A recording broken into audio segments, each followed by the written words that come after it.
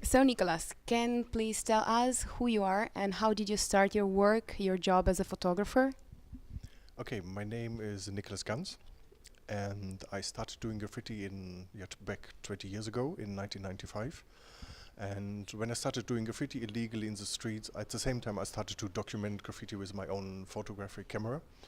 And well, while photographing my own works and the works of other people in my area in the other cities, during the years I got a real huge archive which was growing and growing. And on top of that, I was thinking it's like a time box of time which is putting some stuff together which is disappearing after 1 day or 2 days or a year or something. So it's some like time capsule. So at the end I was thinking, what shall I do with all these photographies? You have thousands of photographs, and the idea came, okay, let's do some kind of book with that. So the idea was born to do Graffiti World, my first book, which was released in 2004. It is a book about graffiti and street artists from all over the world, and presented it, or the worldwide graffiti and street art movement, for the first time. And this book was, yeah, I can say that it was pretty received, or received very well. It was translated into 11 languages, and after that I discovered also, when you look at graffiti books and street art books, there are not many books about women, or women are not really presented very much in books or like on the sideline.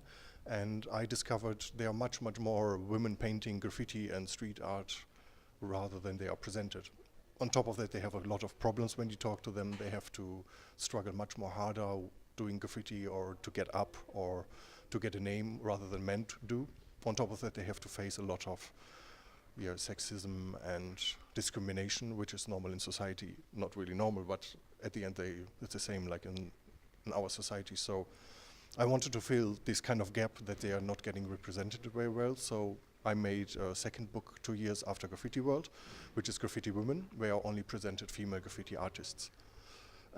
During that time, in 2006, when I published Graffiti World, there was a big hype about graffiti. It's what it was commercialized very much. It was coming into galleries. People were getting, or the graffiti artists getting more and more success. And for me, I'm coming from a totally different background. I'm coming from political movement. I started to do writing slogans and writing the logos of punk rock bands on the walls. So I was politically interested in any way. So my idea was to do something more political and more dealing with human rights. So I was making travels to Burma or Myanmar or Burma, how you want to call it, and I documented the effects of the military dictatorship and the effects of the longest civil war in this country. And during this time, from this research and from the photographs, I made 2 books. And last but not least, this year I published another book, which is called Street Messages. And this book is like the first book which is only presenting texts and message graffiti and poetry graffiti in the streets. Before, there's no real book doing or dealing with texts and poetry and messages in the streets. There are some books who are like randomly putting this kind of stuff together, but there's no background, no history. So I kind of made the first book doing something really about text graffiti. So this was published in this year in May. So that's why I'm here in Milano meanwhile. So we make a show with some local artists and international artists. That's where I am now. Can you please focus on graffiti and street art in war area, please? Graffiti is, or especially text graffiti, is one of the oldest art form or graffiti forms, especially politically. In history there have always been political groups and activists who are using the streets and writing slogans in the streets. For example, during the Third Reich in Germany, there had been resistance groups like the White Rose or the Edelweiss Pirates. They were writing big slogans on the walls to fight against the Hitler regime.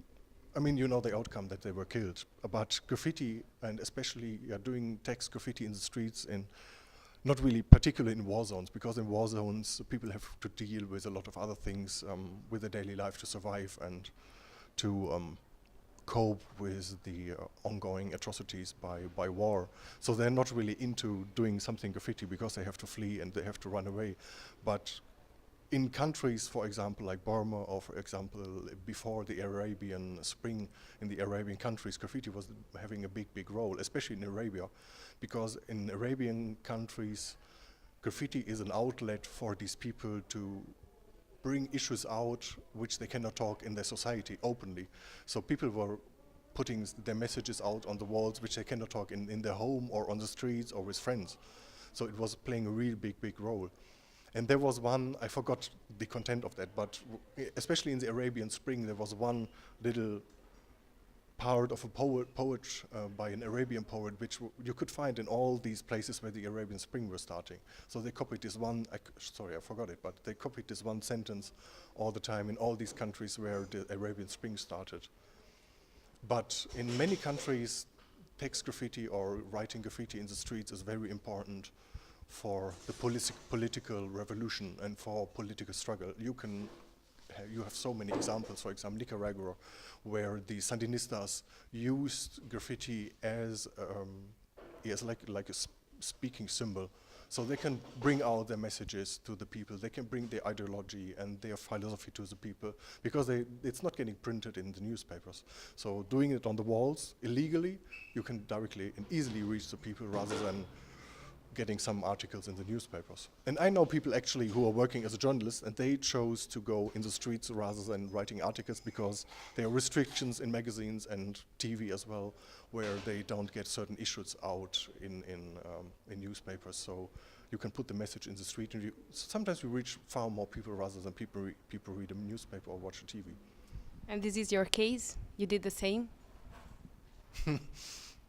I don't really want to talk about what I'm doing. You never know who's going to see that, but I started like this as well. I started to do political slogans in the street. I'm still doing illegal stuff in the streets, which is whatever I'm doing. For me, I don't have a journalistic education.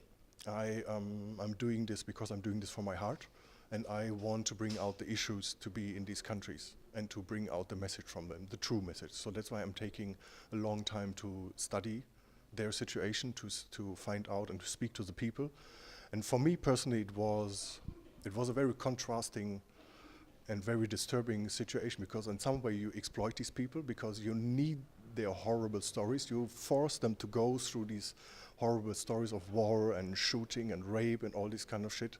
You force them to go through all this again, so you see them crying in front of you. And me personally, because I'm a human being, I'm going there as a human being. I'm doing journalistic work, sure, but it's touching my heart very much. So this experience that I had in Burma and also with refugees in Nepal and other place changed my life completely.